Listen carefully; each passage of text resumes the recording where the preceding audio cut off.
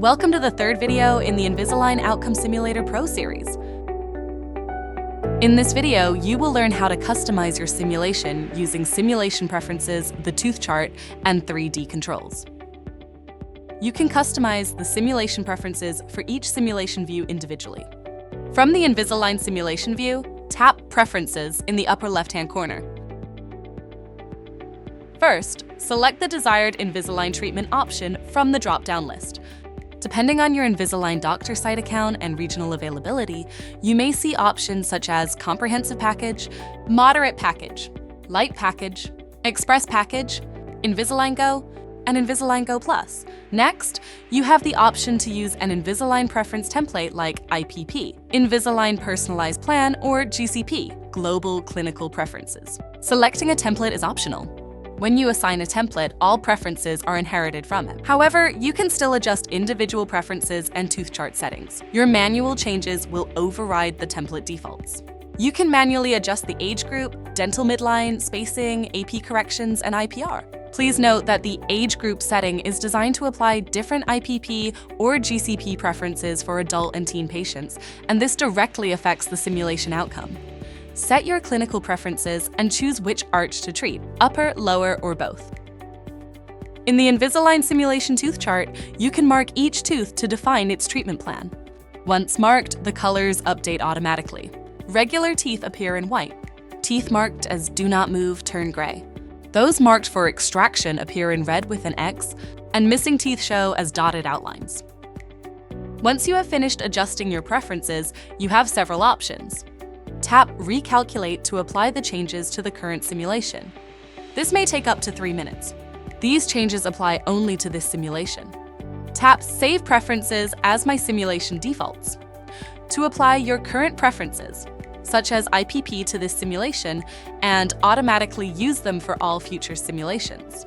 Tap Load My Simulation Defaults to restore your previous default settings.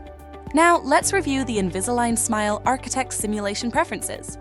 Tap any tooth and choose one of these options. When you mark a tooth as Restore, it appears in blue. And if you select Restore and Do Not Move, it's shown with a blue outline and gray fill. By default, the system auto-restores the upper 6 teeth, but you can modify this and recalculate as needed. You can also switch your tooth numbering system. Tap any number in the chart and choose FDI, Palmer, or Universal to match your preferred notation.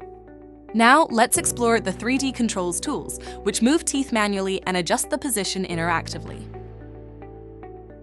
These controls work in both orthodontic Invisalign and ortho-restorative Invisalign Smile Architect simulation types, and they are entirely optional.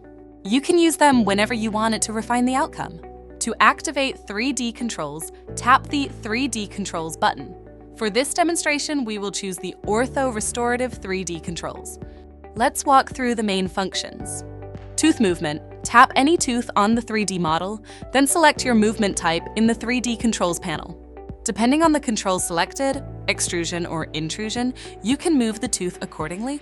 In the Smile Architect 3D controls, you can choose to move not only the tooth, but also the restoration. If you're using my itero.com portal, you can select multiple teeth by holding the control key. Once selected, you can move all chosen teeth together using the same control tools. Modifying IPRs and spacing. Tap the flags that appear between teeth to access 2 options. Add IPR and add spacing. You can adjust the amount of IPR or spacing directly within the controls. All changes are saved automatically as you work. With these real-time tools, you can ensure that each simulation accurately reflects your clinical preferences. Please note that any modifications using the 3D controls will trigger a recalculation that makes a few minutes, similar to changes in preferences. In this video, we reviewed how to customize the simulation using the simulation preferences, tooth chart, and 3D controls. In the next video, we'll explore how to manage patient photos and share your simulations with ease.